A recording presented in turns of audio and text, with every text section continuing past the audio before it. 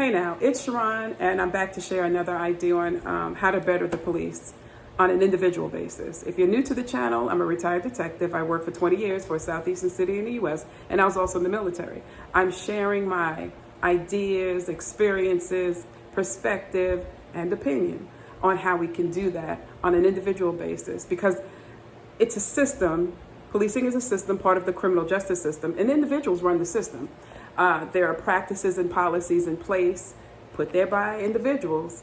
And so I'm giving you the perspective of my experience and what I think can help.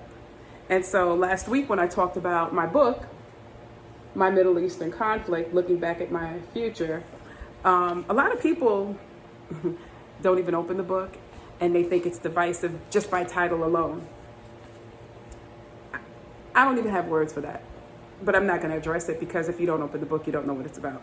So I talked about how I came to that title in wanting to know who I was.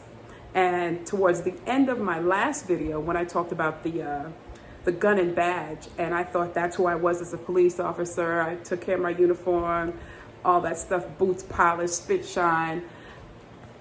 That wasn't me. What it did help me realize about myself, the gun and badge enhanced who I was. And the power behind the gun and badge, it's kind of like the spirit of mammon and money, because in the Bible it says the love of money is the root of all evil. Not money, but the love of it. And so I use that same perspective in terms of how I describe when I put on the uniform and the power that I had. Yes, there were times when I was harsh with people. I'm not listening to any stories. Everybody going to jail, grandma going to jail, everybody's going to jail. And so that helped me understand that I lacked compassion. Wielding this gun and badge and this power behind it, I lacked compassion. That helped me discover who I truly was. And so I started to write the book, put the book together. And so it's a book about your heart and examining what is going on in your heart.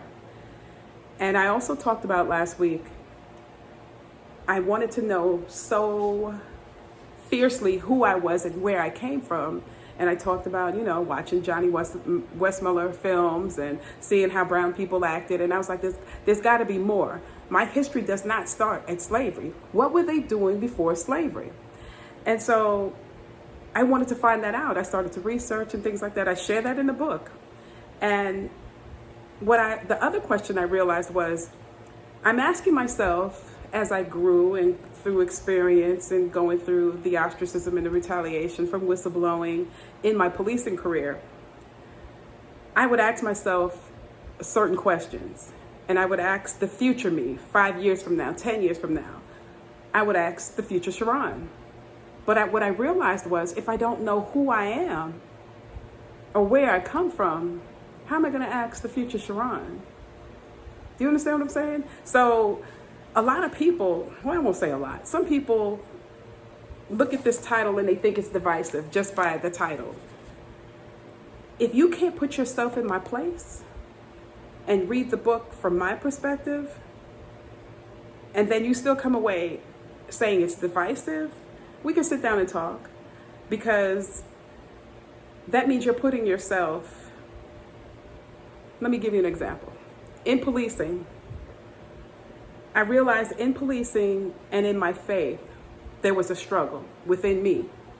And in my faith, it says one of the foundational principles is, or are, I forgot the word, but I need to seek the better of others above my own.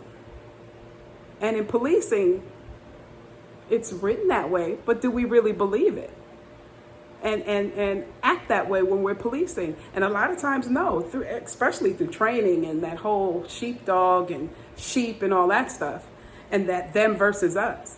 We don't believe that. We don't seek the better of others above our own. They always tell you, make sure you go home and da-da-da. And I always used to think, no, I did think like that. But then I started to think and incorporate my faith in what I was learning. How can I do that if I'm going to go home at the end of the night. I might not, because I might have to give my life in an effort to save someone else's, even the perps. And so I struggled with that. And so what I realized is, if I wasn't willing to put myself in the place of that individual I was encountering, I don't have any compassion. I won't have any compassion because I'm thinking the gun and badge is me. And so I started to research and find out the history of where I came from. I like to say the 200 women and men that came before me. I want to know all of them, of course. Can't know that. Pretty much impossible. But I want to know where I came from. This brown skin originated out of Africa. I want to know where in Africa I come from. And I want people to understand it's nothing against them. I'm not saying you don't need to exist for me to exist. We all can eat. I think people don't realize that either. There's enough to go around for everybody. There's just some greedy individuals and greedy mindsets. I won't even get into that. But we all can eat. And I'm not saying you don't need to exist for me to exist. I want to exist in knowing who and where I come from. And it be the truth. Because a lot of times in this system, this education system we have here, a lot of truths are buried, half-truths are propped up, and you have to go search for yourself. Some people don't want to know, and that's fine. But don't negate me in my looking for it and then discovering it and then sharing it. You don't have to get the book. I'm sharing it. I'm not trying to be divisive in what I talk about in the book, because it's my experience and I'm sharing with you. But if you put yourself in the position of, this is divisive and I just can't read this.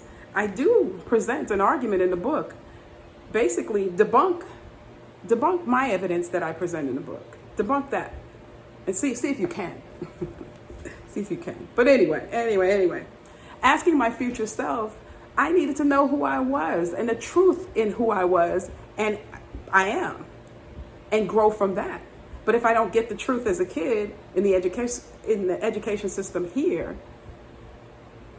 then am I really being myself? Am I really asking the future Sharon if I don't even know who I am or where I come from?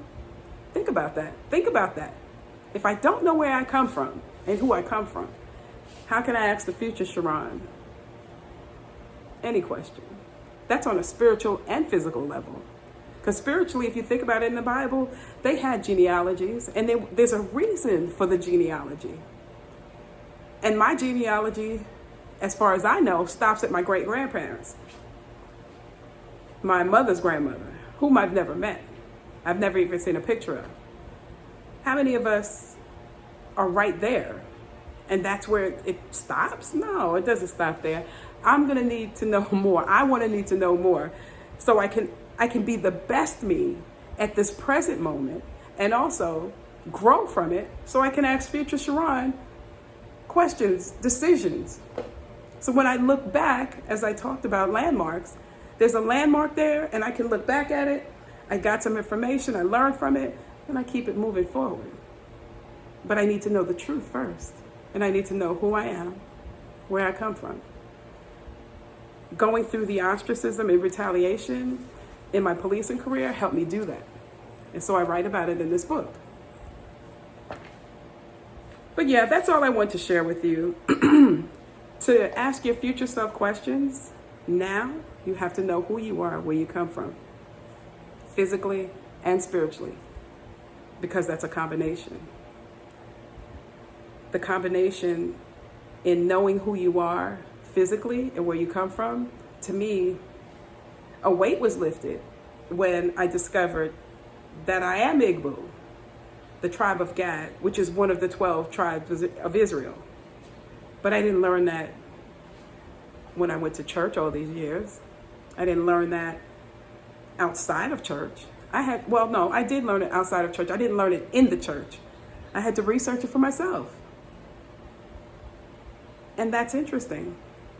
Again, why didn't I learn it in school? I learned about all different histories that were not my own.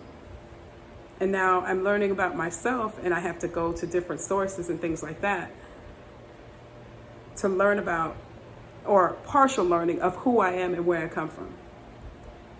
And that helped me address heart issues and address some of the things in my heart. Hence the book cover. People see the title and automatically assume things and don't even look at the book cover.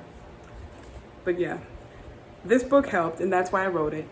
It possibly can help others. I'm sure it will if they just give it a chance. We always have to take ourselves out of the center sometimes and go from there. But that's all I had for this week. And as is our tradition, you don't necessarily have to go through a thing to learn from it. Take a look at our online store. The link is in the description. I'll put the link for this book in the description. And talk to you guys later. Bye.